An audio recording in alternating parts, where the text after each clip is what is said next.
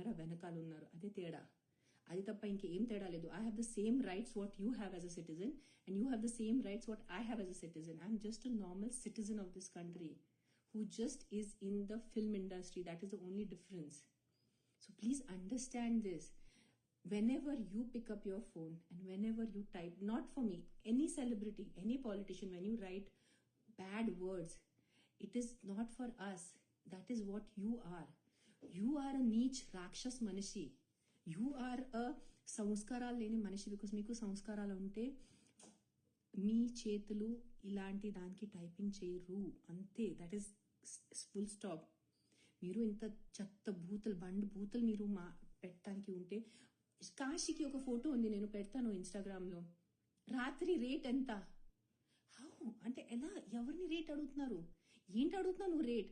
నీకు తినే పరిస్థితి లేదు, నా రేట్ ఏం పడుతావు నువ్వు? నేను కాశీలో మంచి బొట్టు ఉన్నాను, దేవి బట్లులో ఉన్నాను. మామూలుగా అంటే ఈ కొత్త స్టార్ట్ చేశారు బట్టలు గురించి, పెద్ద డిస్కషన్ స్టార్ట్ చేశారు.